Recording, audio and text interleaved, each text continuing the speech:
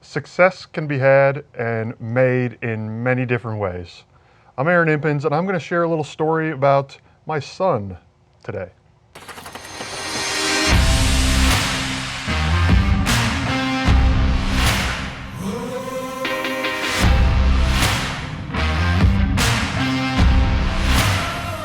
What's up, guys? Aaron Impens again.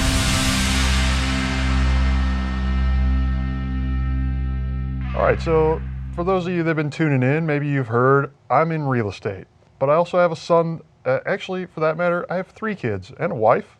My oldest son plays travel hockey. So I want to share a little story with you guys today about his most recent travel hockey weekend. We traveled up to Chicago, Illinois. We left on a Friday morning. We flew out there. His first game was Friday evening. We got out there, it started to snow, it was getting cold, but everybody was pumped up. It was the early part of the weekend. Everybody was ready to go. He was ready to play. They played that first game, and we quickly realized that we were in a tournament that was going to be providing some stiff competition. Okay, we knew that it was going to be tough. He knew it was going to be tough. Man, he came out of that game, and he was on it. He was flying all over the ice, making plays, making some big hits. It was exciting. They ended up winning 1-0. Very hard-fought game. You can't give up the whole time. Anyway, so that was the only game on Friday. Saturday came along. There was 2 games on Saturday, and again, both of those games were very, very tough. 1-goal games, very hard-fought, and very, very intense. It required a lot of energy. It required a lot of action. It required a lot of focus. You could tell my son and his team were definitely tuned in. They were ready to go. They ended up winning both of those games as well. So on to the semifinals. Now they're putting themselves in the spotlight here a little bit. We're into the semis, and next is the championship if they win. Well, in the semis, they happen to play what I would say is a pretty big rival team. They've played once or twice before in the season. It's always very physical. It's always very fast-paced. It's always very hard fought. That game, they were down 2-0 going into the third period. So things weren't looking too good. They'd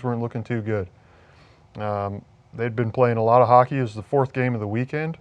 In the end, they fought all the way through the entire end of that game, came back and won 3-2.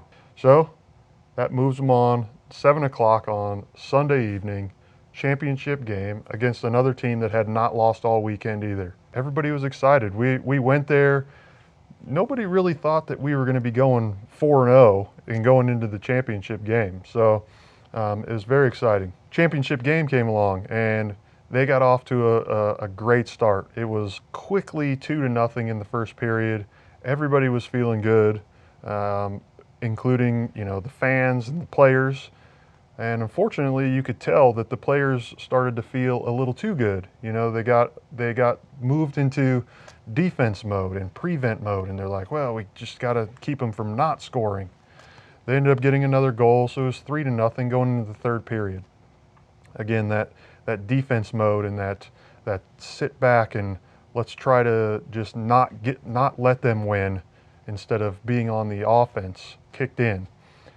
Lo and behold, the end of the game, the other team in the third period scored 3 goals. 3 goals. It's tied now. We're in the championship game. You can't be doing that. It's tied. End of the game. So now it's leading and going to overtime. Okay? So they head into overtime. The players, it changes a little bit. It's no longer 5-on-5. It's 3v3, 3-on-3. In overtime, the other team shot the puck. Our goalie saved it. It bounced around, and they happened to put the puck into the net. They started celebrating. They came flying off the bench. They were excited. Everybody thought they had won. The ref waved it off. Said the net wasn't in its spot where it was supposed to be. No goal. Doesn't count. So they had to pick up all their stuff, go back to the bench. Overtime continued on. Again, it's 3v3, very intense. Everybody's pumped up. After that non-goal, our coach called the kids over, and I don't know what he said because I'm in the stands, but obviously he said to them something to the extent of, all right, guys, let's focus in. This is the championship. You give it all you got, leave it all out there, and do what you can. In the end, we ended up carrying the puck into the offensive zone on the left wing side. Guy passed the puck across to the middle. There happened to be my son, and he slammed it home, buried it right into the net. Champions, champions. It was amazing.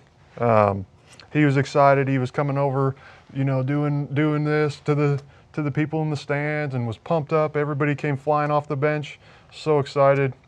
They ended up taking home the trophy. My son got MVP. It was a very exciting weekend. I guess the moral of that story, or what I kind of want to tie it into with real estate, is it can be the same way. You know, not everything's going to go perfect all the time, and maybe you're going to sit back and be like, okay, I got a little bit of momentum going. As soon as you sit back and as soon as you let that momentum die off, you're in prevent mode. Don't do it. Don't do it. Keep the momentum going. Keep the pressure on. Keep striving for the best that you can do, and get out there and make things happen. Keep the focus on the game, whether it be hockey or whether it be real estate, and get it done. I appreciate you guys tuning in. That's a story from me. It's exciting and encouraging, and I want to pass that encouragement on to you guys. If there's some other tips or some experience that I can share and that you want to learn, make sure and tune back in. Leave me some likes, leave me some comments as well. If there's anything that you'd like to share or anything I can provide feedback on, I would love to do so.